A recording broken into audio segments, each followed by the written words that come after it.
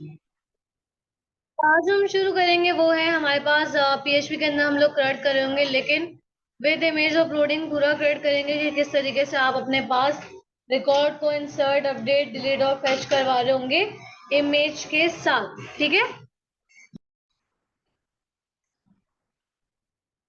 तो क्रेडिट के लिए हम एक काम करते हैं, सबसे पहले डेटाबेस बनाते हैं अपने पास। ठीक है, चलते हैं हम लोग अपने पास जैम ऑन करते हैं।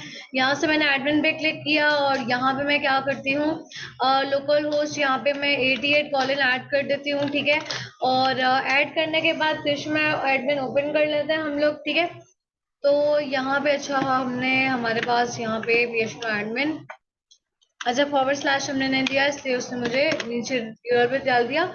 अब यहाँ पे मैंने न्यू पे क्लिक किया। न्यू पे क्लिक करने के बाद अब मैं सिंपल क्या कर रही हूँ, मैं यहाँ पे अपने पास डेटाबेस का नाम दूंगी। ठीक है, सिंपल अभी लोड हो रहा है, लोड होने देते हैं। तो यहाँ पे आई और मैंने कहा कि मेरे पास इमेज कर्ड नाम से एक मेरे पास बना दो, क्या डेटाबेस बना दो। ठीक है, मैंने यहाँ पे क्रिएट पे क्लिक किया, मेरे पास क्या बन जाएगा, डेटाबेस बन जाएगा। अब करूंगी क्या, मुझे टेबल बनाना, तो मैंने टेबल का नाम रखा, मैंने कहा TBL_products और उसके बाद मैंने कहा गो। अब यहाँ पे मुझे एक चाहिए कॉलम, आईडी का नाम होगा प्रोडक्ट का, प्रोडक्ट की जो है डिस्क्रिप्शन होगी, इसके अलावा प्रोडक्ट की प्राइस होगी। अच्छा, और भी कुछ कॉलम चाहिए तो मैं यहाँ से 3 कॉलम्स और ऐड कर रही हूँ। मैंने कहा इसके अलावा क्वांटिटी चाहिए होगी। ठीक है, और इसके अलावा मेरे पास क्या चाहिए होगी, प्रोडक्ट की इमेज। ठीक है, तो ये सारी चीजें मुझे चाहिए होंगी प्रोडक्ट की, तो मैंने इस तरीके से कॉलम्स के नाम रख दिए। यहाँ पे आके डेटा टाइप्स को चेंज कर लेते हैं। मैंने यहाँ पे सबको वारचार दे दिया, प्राइस और क्वांटिटी को इंटीजर रहने देते हैं, इमेज को भी क्या दे देते हैं, वारचार दे देते हैं। अब यहाँ पे मैंने इसको लेन दे दी, मैंने कहा 50। डिस्क्रिप्शन में बस मैं काम करती हूँ, टेक्स्ट दे देती हूँ जिसकी कोई लेंथ नहीं होती, आप मतलब लिख सकते हो, लेंथ ही लिख सकते हो। ठीक है, उसके बाद यहाँ पे इमेज को भी जो है हम लोग यहाँ पर एक लेंथ दे देते हैं। और यहाँ पे आने के बाद आईडी वाले कॉलम को मैं क्या बना दूंगी, एआई यानी ऑटो इंक्रीमेंट, साथ में ये प्राइमरी की भी इसको खुद ब खुद बना देगा। नीचे आते हैं, सेव के बटन पे क्लिक करते हैं। अजय कह रहे हैं कि डिस्क्रिप्शन का रिजर्व वर्ड है, लेकिन कोई बात नहीं, बना देगा, मुझे ओके करते हैं। और इसने मुझे पूरा मेरा टेबल बनाकर मुझे दे दिया। अब यहाँ पे सिंपल क्या करूंगी, मैं आऊंगी अपने पास सी में आने के बाद जैम में आऊंगी। जैम में आने के बाद मैं सिंपल क्या करूंगी, मैं अपने पास एशूरॉक्स में आ जाऊंगी। यहाँ पे आने के बाद मैं एक फोल्डर क्रिएट कर रही हूँ, मैंने कहा इमेज के नाम से, चलो मैंने बना दिया। और यहाँ पे आने के बाद सिंपल मैं इसको राइट क्लिक करके ओपन विथ कोड करके इसको विजुअल स्टूडियो कोड के अंदर ओपन कर लूँ। अब सिंपल मुझे करना क्या है, मुझे अपने जो है फाइल को डेटाबेस के साथ कनेक्ट करवाना है, मुझे थीम भी फॉलो करना है। उन सब के लिए मैं क्या कर रही हूँ, मैं एक अलग थीम बनाने के लिए मैं बूटस्ट्रैप का इस्तेमाल करूंगी।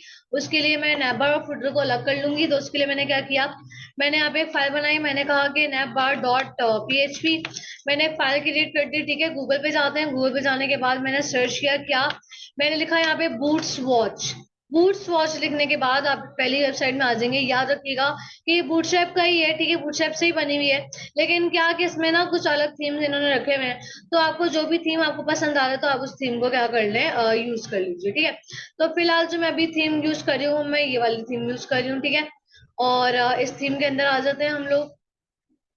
अब यहाँ पे आने के बाद सिंपल मुझे जो नेबर चाहिए वो ब्लू के साथ आई थिंक वाइट ठीक लग रहा है मुझे। ठीक है, तो मैं इस पे क्लिक करके कोड यहाँ से कॉपी कर लूंगी।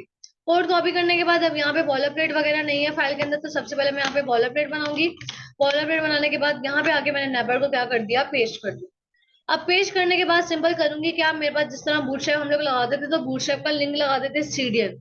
तो यहाँ पे भी मुझे क्या करना पड़ेगा, इसको यूज करने के लिए मुझे लिंक लगाना पड़ेगा। मुझे फाइल मिलेगी कहाँ से, मैंने इस वाले पे क्लिक किया, जो इस थीम का नाम है सुपर हीरो, इसमें आ रहा है नेबर में, उसी का नाम मैंने इस पे क्लिक किया। और यहाँ पे bootstrap.min.css वाली फाइल को मैं क्या कर लूंगी, डाउनलोड कर लूंगी। अब ये डाउनलोड हो गई है, इसको उठा के हम अपने फोल्डर के अंदर लेके जाएंगे। मैंने यहाँ से इसे कट किया, कट करने के बाद में आई है एशूरॉक्स में, और अभी जो मैंने फोल्डर बनाया वो मैंने बनाया इमेज के नाम से। और यहाँ पे आके मैंने इस फाइल को क्या कर दिया, अपने पास पेस्ट कर लिया। अब आते हैं और यहाँ पे आके जो है मैं एक लिंक लगा देती हूँ सीएसएस का। मैंने कहा लिंक कर दो क्या सीएसएस, और मेरे पास क्या उसका नाम है फाइल का, bootstrap.min.css। ठीक है, तो मैंने यहाँ पे फाइल दे दिया। यहाँ पे फाइल सेव नहीं है, पॉइंट बता रहा है, कंट्रोल एस करके फाइल को सेव किया। जाते हैं और अपनी फाइल को रन करते हैं। मैंने लिखा है यहाँ पे लोकल होस्ट पोर्ट लिखी 88। उसके बाद मेरे फोल्डर का नाम मैंने क्या दिया है, इमेज। और इमेज के अंदर कौन सी फाइल बनाई थी मैंने अभी, navbar.php। तो यहाँ पे मेरे पास जो है थीम अप्लाई हो चुका होगा, फाइल रन हो रही है मेरे पास, ठीक है। तो यहाँ पे नेबर अप्लाई हो चुका है, बल्कि काम करते हैं ऑरेंज वाले ही ले लेते हैं। ऑरेंज वाला थोड़ा थीम के लिहाज से ब्लू और ऑरेंज ठीक जा रहा है थोड़ा, ठीक है। तो मैं ये वाला नेबर ले रही हूँ, आपका जो दिल करे आप वो वाला नेबर ले लें और अपने थीम के हिसाब से जो है इसको सेट करवा लें, ठीक है। अब मैं करने क्या जा रही हूँ, मुझे चाहिए एक अदद फॉर्म चाहिए, ठीक है, जो मेरे पास रिकॉर्ड को इंसर्ट करवा रहा होगा, सब चीजें करवा रहा होगा। तो मैं यहाँ पे एक काम करती हूँ, यहाँ पे आने के बाद मैंने जो है एक फाइल बना ली। मैंने कहा मेरे पास जो है एक फाइल है जिसका नाम मैं इंसर्ट रख रही हूँ।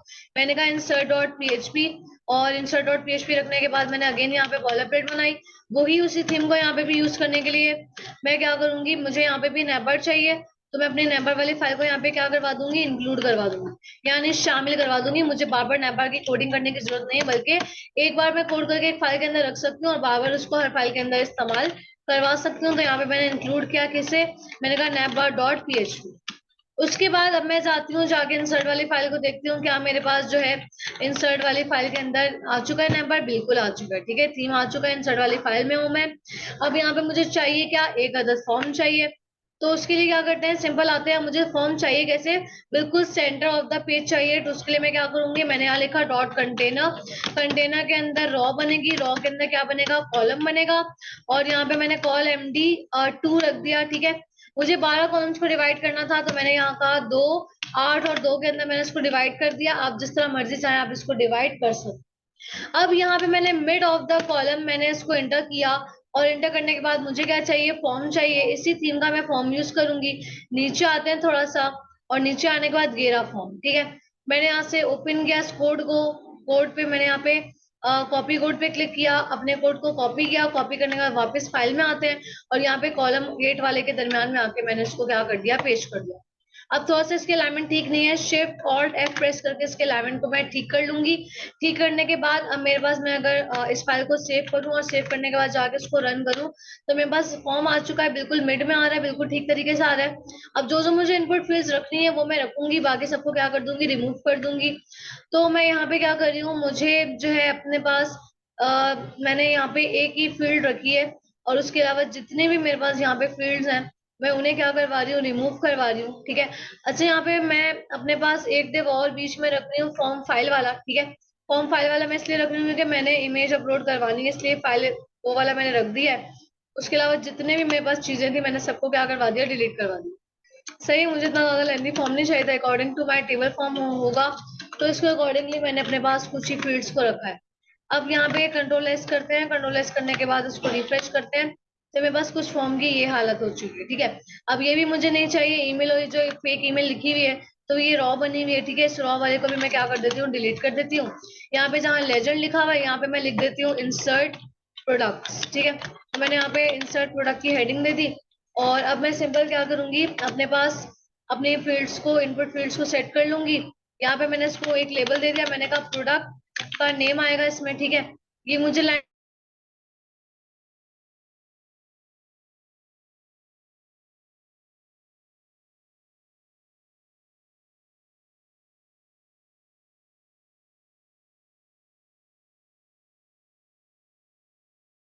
पेज के लिए तो ऑलरेडी मैंने रखा हुआ ही है, तो यहाँ पे मैंने क्या कर दिया, डिस्क्रिप्शन, ठीक है। और इसके अलावा यहाँ पे हम कह देंगे हमारे पास ये क्या है, हमारे पास प्राइस है, ठीक है। ये क्या है, हमारे पास क्वांटिटी है, ठीक है। मैंने सारे कॉलम्स को अपने according to the table set करवा दी हूँ, और ये मेरे पास क्या आ जाएगी, प्रोडक्ट की क्या आ जाएगी, इमेज, ठीक है। तो यहाँ पे मैं लेबल दे देती हूँ प्रोडक्ट इमेज, डन। अब यहाँ पे इनपुट फील्ड्स को सेट कर लेते हैं, क्वांटिटी के लिए जाहिर नंबर होगा, प्राइस के लिए भी जो इनपुट के टाइप है वो हम नंबर रख देते हैं, ठीक है। अब जाते हैं और जाके देखते हैं हमारे पास किस तरीके से अच्छा कंट्रोल एस करते हैं इसको, बल्कि यहाँ से फाइल में जाके ऑटो सेव भी कर लेते हैं, बार बार कंट्रोल एस करने से बेहतर है। और यहाँ पे आप अब देख सकते हैं फॉर्म इस तरीके से हमारे पास बन चुका है। यहाँ पे प्लेस होल्डर्स को मुझे चेंज करना है, ठीक है, इंटर ईमेल हर जगह लिखा हुआ आ रहा है, प्लस बटन और इसके दरम्यान में स्पेस नहीं है, मुझे वो देना है, वो सही करते हैं। तो बटन और उसके दरम्यान स्पेस नहीं, मैंने यहाँ पे मार्जिन टॉप 3 दे दिया ताकि दोनों के दरम्यान स्पेस आ जाए, तो यहाँ पे स्पेस आ चुकी है, ठीक है। अब मुझे करना क्या है, यहाँ पे मुझे प्लेस होल्डर सबके चेंज करने हैं, तो यहाँ पे मैंने कह दिया इंटर नेम, ठीक है। फिर मैंने यहाँ कह दिया इंटर डिस्क्रिप्शन, उसके बाद फिर मैंने यहाँ पे कह दिया डिस्क्रिप्शन, ठीक है। यहाँ पे मैंने कह दिया कि इंटर प्राइस, उसके बाद यहाँ पे कह देते हैं इंटर क्वांटिटी, ठीक है। उसके बाद जो है मेरे पास सिंपल ही आ चुका है। यहाँ पे अब मैं क्या करूंगी, अब यहाँ तक मैंने अपना फॉर्म क्या कर लिया, रेडी कर लिया। अच्छा एक काम करते हैं ना, ये हेडिंग को थोड़ा बड़ा बनाते हैं, हेडिंग को बीच में लेके आते हैं, बटन को थोड़ा हम लोग फुल वेट वगैरह दे देते हैं। तो आते हैं सर अपने पास दोबारा से उसी में अपने टैबलेट में, और यहाँ पे आने के बाद जहाँ मेरे बटन हैं ये रहे। तो ये ब्लॉक वाला बटन है, अगर इसकी हम क्लास देखें तो इन्होंने ना डी ग्रेड का इस्तेमाल किया हुआ है। तो मैंने इसको क्या किया, कॉपी किया इस कोड को, कॉपी करने के बाद वापस अपने उसमें आते हैं कोड में, और यहाँ पे आके मैंने क्या कर दिया, उस कोड को पेस्ट कर दिया। पेस्ट करने के बाद मैंने क्या किया, मुझे एक ही बटन चाहिए, मैंने एक ही बटन रखा, और इसका नाम मैं क्या रख देती हूँ, वही सबमिट रख देना है, ठीक है। तो यहाँ पे मैंने बटन का नाम सबमिट रख दिया, ठीक है। अब जाते हैं, जाके चेक करते हैं किस तरीके से हमारे पास बटन आ रहा है। तो यहाँ पे मेरा बटन फुल विड्थ में आ चुका है, लेकिन अब स्पेसिंग जा चुकी है क्योंकि मैंने मार्जिन टॉप हटा दिया था। तो यहाँ पे एक काम करते हैं, मार्जिन टॉप दे देते हैं कि ऊपर से भाई स्पेस दे दो मुझे, ठीक है। तो यहाँ पे आगे मैंने मार्जिन टॉप दे दिया, इसको नीचे ले आई। अब अगर ज्यादा लेके आना चाह रहे हो तो 3 के बजाय 5 दे दो, ताकि तो और ज्यादा स्पेसिंग आ जाए, ठीक है। तो यहाँ पे मैंने 5 दे दिया। अब यहाँ पे देखो हेडिंग थोड़ी छोटी है, और जो है सेंटर में नहीं है। तो एक काम करते हैं, चाहो तो लेजेंड का इस्तेमाल कर लो, चाहो तो H1 का इस्तेमाल कर लो। और यहाँ पे अब सेंटर में हेडिंग को लाने के लिए मैं क्या दे दूंगी, क्लास टेक्स्ट सेंटर, ठीक है। तो यहाँ पर मैंने इसको एक क्लास दी थी टेक्स्ट सेंटर की, जाके देखते हैं मेरे पास थोड़ी हेडिंग बड़ी भी हो गई है और सेंटर में भी आ गई है। मैं थोड़ा सा नीचे लाना चाह रही हूँ हेडिंग को। तो हेडिंग को नीचे लाने के लिए मैं सिंपल क्या कर देती हूँ, मैं इसको मार्जिन टॉप दे देती हूँ। मैंने कहा मार्जिन टॉप, और मैंने इसको 3 दे दी, सही है। तो ये नीचे आ चुका है, ज्यादा नीचे लेके आना, 5 कर दो उसको, ठीक है। तो ये मेरे पास क्या हो चुका है, नीचे आ चुका है। तो इस तरीके मेरे पास मेरा फॉर्म क्या हो चुका है, बिल्कुल सेट हो चुका है। अब मुझे करवाना क्या है, मुझे ये करवाना है कि सिंपल अपने पास रिकॉर्ड को इंसर्ट करवाना है, ठीक है। तो अब यहाँ पे रिकॉर्ड को इंसर्ट करवाने के लिए जाहिर सी बात है, मुझे क्या करना है, अपनी इनपुट फील्ड में से क्या निकालनी है, वैल्यूज को निकालनी है। अब इनपुट फील्ड में बस काफी है, मेरे पास नेम की भी है, डिस्क्रिप्शन की भी है, प्राइस की भी है, क्वांटिटी की है। तो मैं उसमें डिफरेंशिएट करूंगी।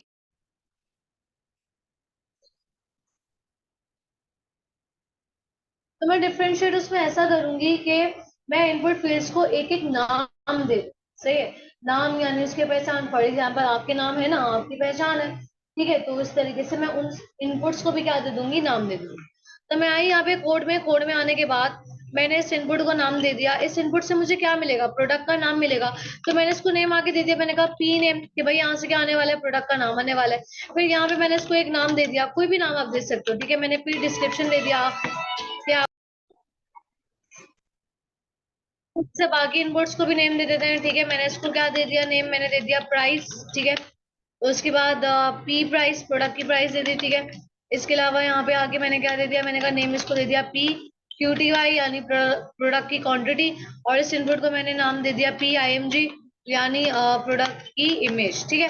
नाम कुछ भी दे सकते हैं आप, कुछ भी अपनी मर्जी से दे सकते हैं, मसले वाली बात नहीं है। बटन को भी एक आधा नाम दे देते हैं। बटन को नाम मैं क्यों दे रही हूँ, क्यों, क्योंकि मैं ये चाह रही हूँ कि जब मैं अपने बटन पे क्लिक करूँ वो चेक करे जब मेरे बटन पे क्लिक हुआ है तो ही क्या करे, रिकॉर्ड को इंसर्ट करवाए, अदरवाइज रिकॉर्ड को इंसर्ट ना करो, ठीक है।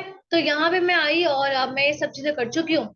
अब एक बात अगर आप लोगों को मैं याद हो तो मैंने बताया था कि फॉर्म का बाय डिफॉल्ट मेथड क्या होता है, गेट होता है। और गेट क्या करता है, आपकी सारी इनपुट की वैल्यूज जो भी आप फॉर्म में सबमिट करते हो वो जाके यूआरएल के अंदर शो करवा देता है। मुझे यूआरएल में शो नहीं करवानी वैल्यूज, इसलिए मैं इसका मेथड क्या कर रही हूँ, पोस्ट कर रही हूँ, ठीक है। मैंने यहाँ पे इसको मेथड क्या दे दिया, पोस्ट दे दिया। अब सिंपल करना क्या है, मुझे रिकॉर्ड इंसर्ट करवाना है, यानी मुझे PHP का काम करना है। मैं यहाँ आई, आने के बाद मैंने कंडीशन लगाई, मैंने कहा इफ अगर मेरे पास इस सेट हुआ है यानी कि वैल्यू सेट हो गई है किसकी, मैंने कहा अगर मेरे पास जो पोस्ट से आई है वैल्यू कौन सी, बटन को मैंने नाम क्या दिया था, सबमिट। मैंने कहा अगर मेरे सबमिट वाले बटन की वैल्यू सेट हो गई है, बटन की वैल्यू सेट कब होगी, जब बटन पे क्लिक होगा। मैंने कहा अगर मेरे सबमिट वाले बटन की वैल्यू सेट हो गई है तो एक काम करना, मेरे पास एक वेरिएबल बनाना नेम नाम का, और उसके अंदर मेरे पास जो इनपुट फील्ड है जो आई है मेरे पास, किस नाम से मैंने बनाई है, क्या नाम दिया मैंने उसको, पी नेम। मैंने कहा जो भी पी नेम से वैल्यू आई है वो उठा के आप नेम वाले वेरिएबल के अंदर डाल दो। इसका क्या मतलब हुआ, फॉर एग्जाम्पल अगर मैं यहाँ लिखती हूँ शर्ट, तो वो क्या करेगा, इस शर्ट वाली वैल्यू को उठा के इस नेम वाले वेरिएबल के अंदर डाल दे, सही है। अब मुझे क्या करना है, इसी तरीके से बाकी चीजों को निकालना है। मैं का डिस्क्रिप्शन, प्राइस, क्वांटिटी, इमेज, ठीक है। तो यहाँ मैंने नीचे नाम डिस्क्रिप्शन को क्या दिया था, पी तो यहाँ पे नेम पी डिस्क्रिप्शन ही कर देते हैं, ठीक है। और अगर नीचे आऊं तो यहाँ पे मैंने पी प्राइस दिया था, पी क्यूटीवाई दिया था, पी आई एम जे दिया था, सही है। तो वो यहाँ के नाम में बदल लेती हूँ। तो तीसरा क्या था मेरे पास, पी प्राइस था, ठीक है। इसके अलावा मैंने दिया था पी क्यूटीवाई दिया था क्वांटिटी के लिए नाम।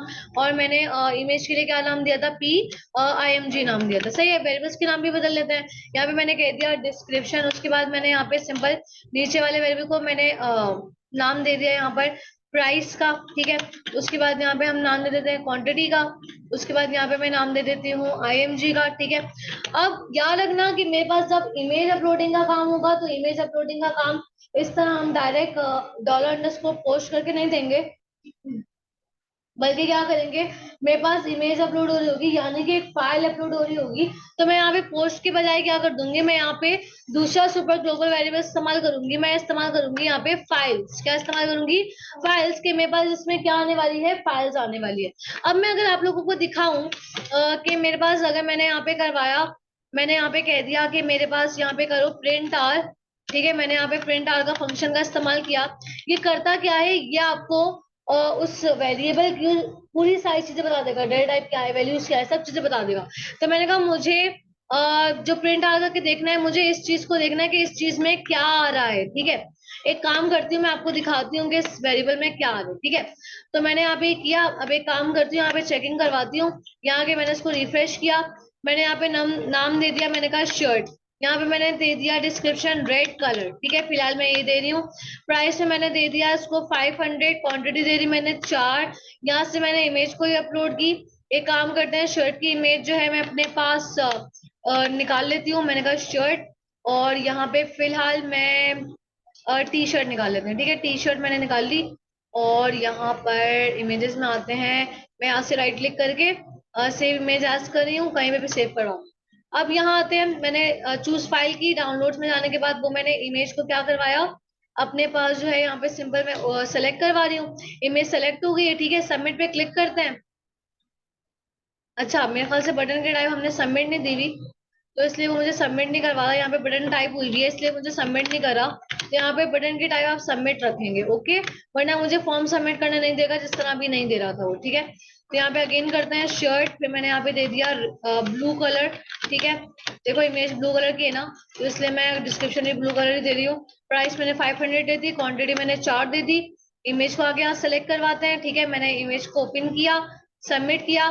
अच्छा, यहाँ पे पीआईएमजी को कह रहे हैं, मैं मानता ही नहीं हूँ। अच्छा, पीआईएमजी उसको मिल ही नहीं रहा, क्यों नहीं मिल रहा, याद रखना इमेज अपलोडिंग जब भी होगी, फॉर्म को मुझे एक चीज देनी पड़ेगी, कौन सी, मुझे यहाँ पे एक एट्रीब्यूट इस्तेमाल करना पड़ेगा, enctype multipart form data. अगर मैंने अपने फॉर्म को ये चीज नहीं दी, तो मेरे पास वो कभी भी इमेज को अपलोड होने नहीं देगा, या किसी भी फाइल को अपलोड होने नहीं देगा। तो इसलिए वो मुझे अनडिफाइंड का एरर दे रहा है। अगेन जाते हैं, इसको रिफ्रेश करते हैं। अगेन यहाँ पे वैल्यूज देते हैं, shirt, blue colour, price, quantity, ठीक है। इमेज सेलेक्ट करवाते हैं, यहाँ पे आते हैं, सबमिट पे क्लिक करते हैं। देखो मेरे पास इमेज का उसने पूरा डेटा बता दिया।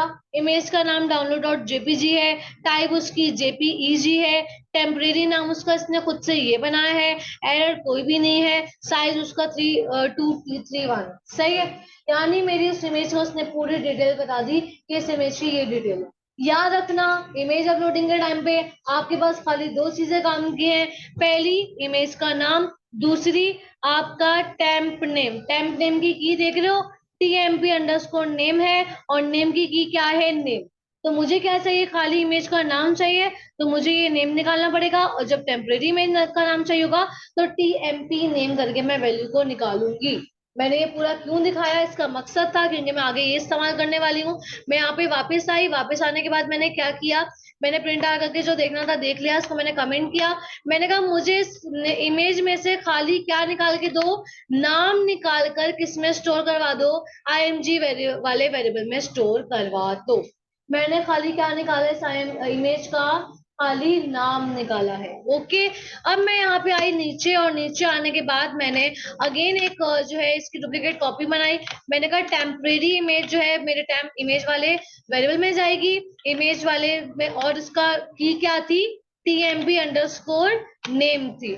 मैं नेम और टेम्प इमेज दोनों क्यों निकाल रही हूँ, मेरे पास याद रखना कि देखो और हो सकता है कि इनके पीसी में भी वही कोई इमेज का नाम हो, इनके पीसी में वही हो, तो सेम हो सकती है, कॉन्फ्लिक्ट हो सकता है, उसके लिए क्या अलग अलग टेम्परेरी इमेज का नाम भेज।